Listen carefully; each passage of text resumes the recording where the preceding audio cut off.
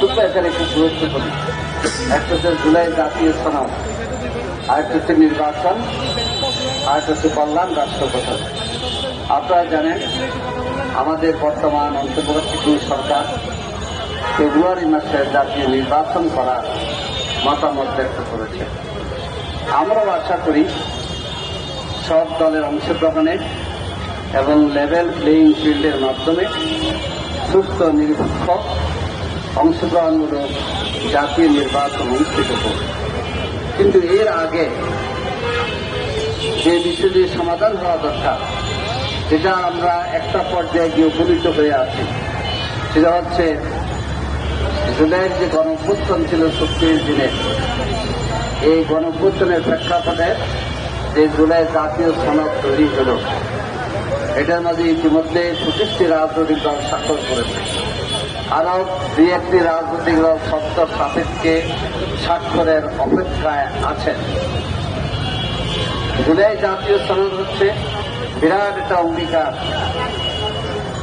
১৫ বছরের স্বৈরাচার পতনের পটভূমিতে যারা অবদান রেখেছে, যেসব ছাত্র জনতা জীবন দিয়েছে, তাদের অবদানের স্বীকৃতি এবং তাদের যে স্লোগান ছিল, বুকের মধ্যে অনেক জ্বর, বুক পেতে পরিকর, তাদের স্লোগান ছিল ওয়ান জাস্টিস।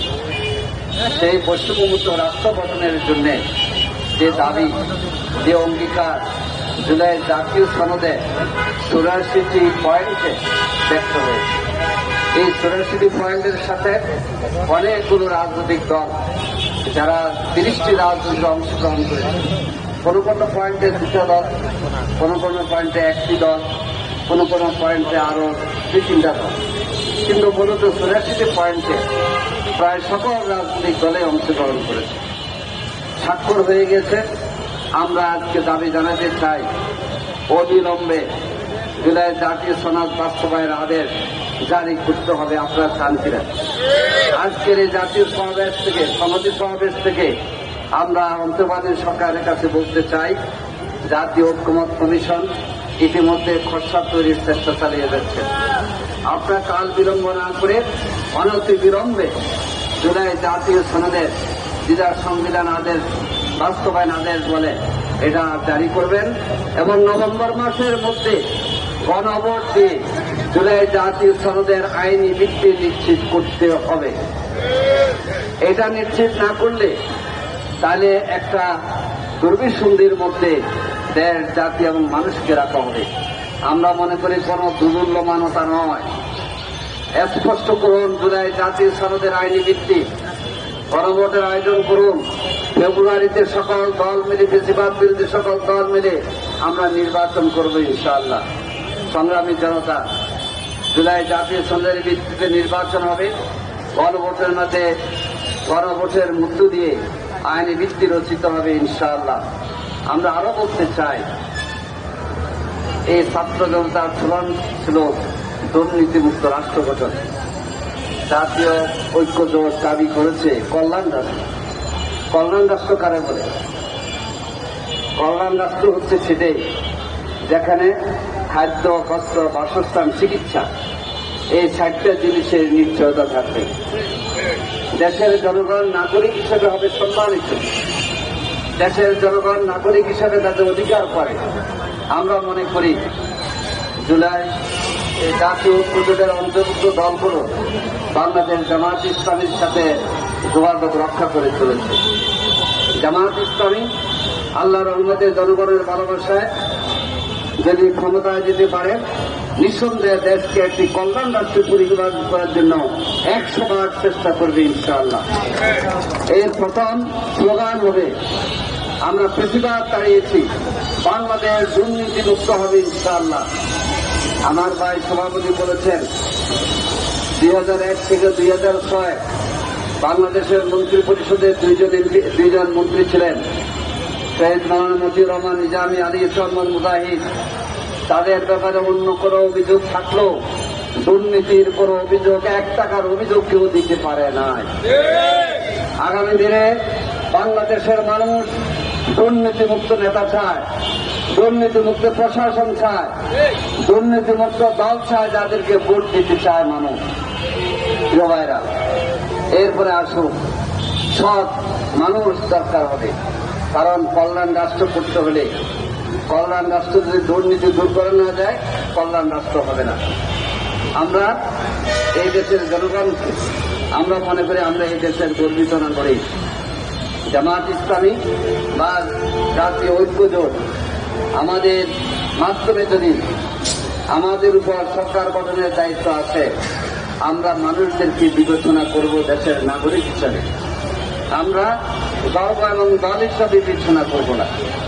যে জিনিসটা বিগত 54 বছরে ছিল, আপনারা একটা হিসাব করে দেখবেন, 54 বছরে এই দেশের অন্যান্য ধর্মাবলম্বী সনাতন ধর্মাবলম্বী হিন্দু যারা আছে, তাদের ঘর বাড়িগুলি কারা দখল করে বাড়ি বানাইছে। আমরা শ্বেতপত্র প্রকাশ করব। আমরা দাবি জানাইতে চাই, 54 সাল থেকে 54 বছরে 71 সালের পর থেকে এখন পর্যন্ত তদন্ত করুন। অন্যান্য ধর্মের মানুষের সম্পদ কারা লুটে পুটে খায়। ইনশাআল্লাহ আমরা এই শ্বেতপত্র প্রকাশ করার মধ্য দিয়ে প্রমাণ সাপেক্ষে যাদের সম্ভব তাদের কাছে ফিরিয়ে দিব ইনশাআল্লাহ।